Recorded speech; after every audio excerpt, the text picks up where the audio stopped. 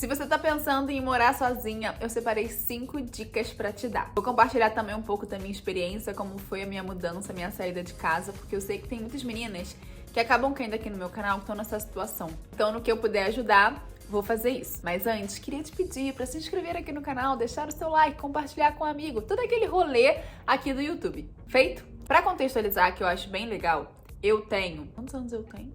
Eu vou fazer 28, eu tenho 27. Daqui a menos de um mês eu faço 28 anos. E eu saí de casa mais ou menos nessa época do ano, há uns 4 anos atrás, 3 anos atrás. Eu tinha 24 para 25 anos. Eu já queria sair de casa, tinha um tempo, tava me programando para isso. Já tava sentindo a necessidade de ter o meu espaço, a minha independência, amadurecer em coisas que eu sabia que dentro da casa dos meus pais isso não ia acontecer. Então eu já tava nesse processo, já tinha mais de um ano, já tava me preparando para sair de casa. Mas aconteceu de eu começar num trabalho que era longe e eu ter que me mudar. Então eu me mudei assim... Não vou falar que foi de uma hora para outra porque foi bem planejado, mas eu me mudei quando eu comecei a trabalhar longe de casa. E eu acho que se não for para sair para morar com o namorado, esse meu contexto é o contexto mais comum, né? É da casa dos pais porque o trabalho ficou longe. É muito, muito, muito comum. E eu vou te falar, se você tá nessa fase, se você está se preparando para sair de casa, ou até se você já saiu, você sabe do que eu tô falando. Cara, a gente cresce muito, mas assim, muito. A gente amadurece demais nesse processo. Porque a gente começa a entender o que é prioridade, o que não é, o que a gente gosta de fazer, o que a gente não gosta de fazer, quem a gente é quando a gente tá 100% sozinha. E quando você mora sozinha, você está 100% sozinha. Às vezes não é o caso de todo mundo, mas eu saí de casa pagando todas as minhas contas. Então era eu comigo mesma, me virando, sabe?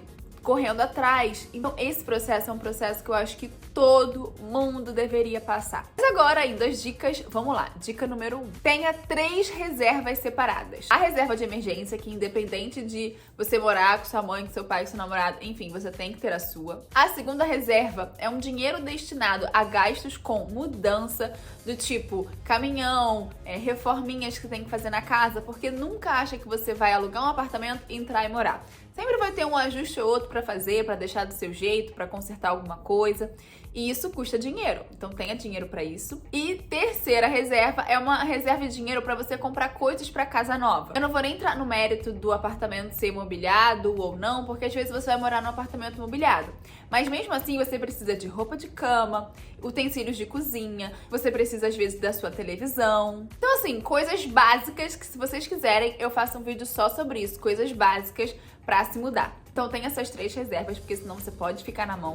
Mudança, querendo ou não, é uma coisa que custa dinheiro, que demanda gastos, mas que depois de um tempo vale a pena, sabe? Na hora que você se muda, você fala, por que eu fiz isso? Mas depois você vai ver que vale. E aí, segunda dica, se o seu apartamento não for mobiliado, ou seja, você alugou ele pelado, eu vou te dar uma ordem de preferência para você comprar as coisas para sua casa. Você não consegue viver sem cama, geladeira, fogão e máquina de lavar roupa. Todo o resto, gente, todo o resto você se vira, tá? Você não precisa de televisão, você não precisa de sofá, você não precisa, às vezes, de, sei lá, um armário, você se vira com mala, mas sem fogão, geladeira, máquina de lavar roupa e cama vai ficar bem difícil.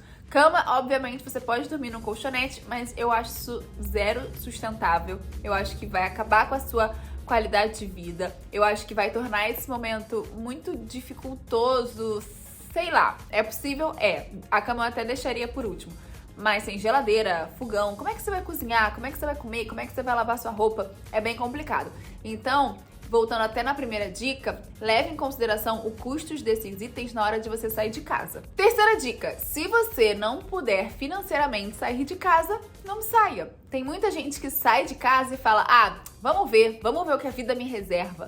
Gente, isso é loucura. É conta pra pagar, é responsabilidade, é o seu nome que tá em jogo. Não saia da casa dos seus pais, se for o seu caso, se você não puder se sustentar morando sozinha. Eu sei que isso é o básico, mas eu já vi muita gente, inclusive aqui no YouTube, falando que saiu de casa sem ter o dinheiro do próximo mês. E eu acho isso loucura. Então se estruture financeiramente, monte um orçamento, tenha planejamento dos próximos meses. Faça as coisas direitinho, sabe? Quarta dica, aprenda o básico. Eu saí de casa sem saber fazer o básico. Eu não sabia fazer um arroz, eu não sabia lavar um banheiro. Eu aprendi tudo na marra. Foi ótimo. Não digo que foi ruim. Mas se eu tivesse treinando antes de sair de casa, eu não teria passado alguns perrengues, sabe? Do tipo, o que eu vou jantar hoje? Eu vou ter que pedir delivery? Delivery é caro, não dá pra viver de delivery. Os meus primeiros meses foram bem caóticos nesse sentido. Eu vivia de live up, eu não sei se vocês conhecem, mas eu vivia de live up porque eu não sabia cozinhar. Até uma hora que eu falei, cara, não tem como eu seguir a minha vida assim, né? Eu preciso saber fazer o básico.